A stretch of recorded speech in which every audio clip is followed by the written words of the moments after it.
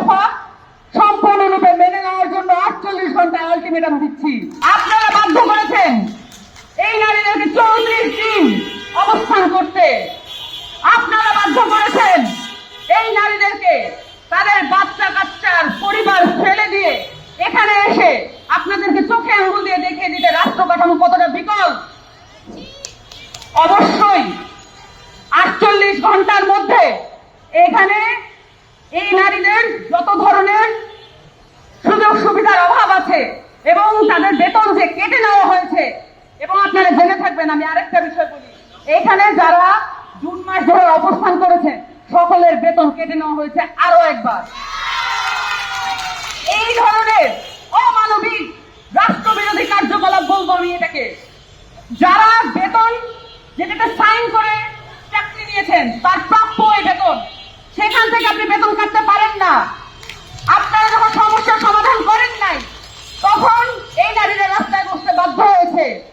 1000 বা 1100 নারীকে রাষ্ট্র যদি কর্মসংস্থানের ব্যবস্থা করতে না পারে, এই রাষ্ট্র আমাদের ফল হিসেবে বদলে ফেলতে হবে। অবিলম্বে তথ্য আবাদের 3টি দফা সম্পূর্ণরূপে মেনে নেওয়ার জন্য 48 ঘন্টা আলটিমেটাম দিচ্ছি। আপনারা যদি না মানেন তাহলে এই তথ্য আপারা তাদের সাথে সংশ্লিষ্ট যারা যারা এই তথ্য প্রকল্প থেকে উপকৃত হয়েছেন সেই নারীদেরকে নিয়ে প্রেস ক্লাবে উপস্থিত হবে। আপনারা এটা ঠেকাইতে পারবেন না। আবারও বলে দিচ্ছি, অবিলম্বে তাদেরকে নিয়ে দ্বিদলীয় বৈঠক অনুষ্ঠিত করেন এবং তাদের সকল দাবি মেনে নিন। একটা বিষয় সমাধান হতে 34 দিন লাগে না। ওনারা একাধিকবার প্রায় 20 বারের উপরে বিভিন্ন মন্ত্রণালয়ে তারা স্মারকলিপি দিয়েছেন, চিঠি দিয়েছেন, তাদের সাথে বসার কোনো উদ্যোগ নেওয়া হয়নি এবং বসার উদ্যোগগুলোও ছিল খুবই প্রশ্নবিদ্ধ।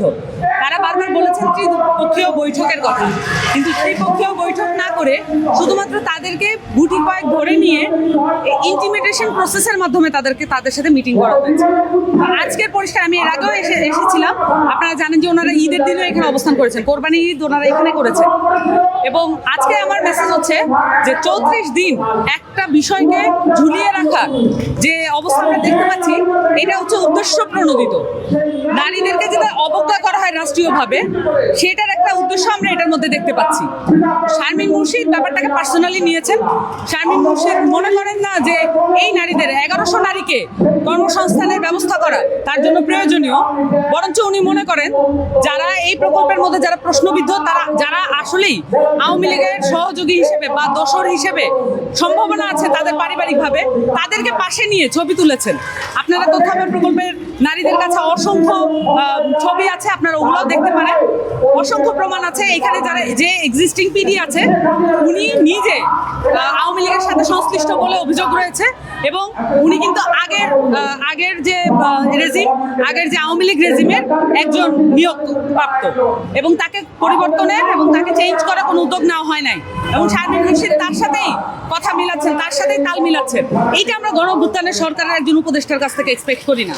আমার আজকে পরিষ্কার মেসেজ, এই শারমিন মুর্শিদ যদি শুধুমাত্র বাংলাদেশের ঢাকার এলিট নারীদের প্রতিনিধিত্ব করতে চান, সেইটা প্রান্তিক নারীরা মেনে নেবে না। এই তথ্য প্রকল্পের নারীদের সাথে বাংলাদেশের কয়েক কোটি নারী যুক্ত আছেন, যারা তাদের কাছ থেকে সুযোগ সুবিধা এবং উপকারিতা পেয়েছেন। যদি এর প্রয়োজন হয় তাহলে এই নারীরাও যারা উপকার পেয়েছেন সেই নারীরাও ঢাকায় আসবে। কিন্তু এইটাকে ঝুলিয়ে রেখে, এইটাকে অবজ্ঞা করে শারমিন মুর্শিদ যেই অবস্থাটা দেখাচ্ছেন, এইটা একেবারে আমরা আশা করি না। এবং উনি যদি তার উপদেষ্টার দায়িত্ব পালন করতে না পারেন, তাকে অনুরোধ রইল উনি উপদেষ্টার পদ ছেড়ে দিন।